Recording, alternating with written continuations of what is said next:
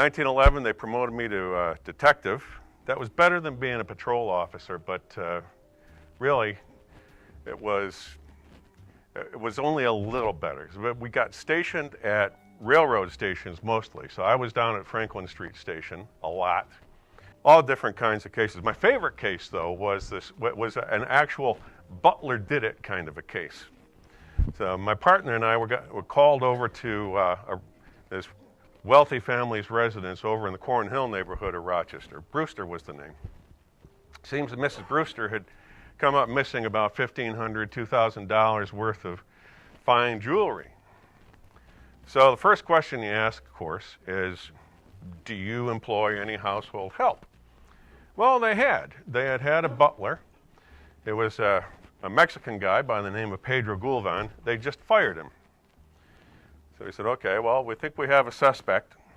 We went looking for evidence around the house, and in the pantry and the kitchen, we found the slab of butter with a very distinct bite out of it. So we said, Mr. and Mrs. Brewster, do you eat raw butter out of your pantry? And they said, well, no. So we took the butter as evidence. And then we went out and we tracked down Pedro. Wasn't that hard. But instead of taking him right to jail, we did arrest him on suspicion, but instead of taking him straight to the jail, we took him to a dentist office and we got an impression of his teeth.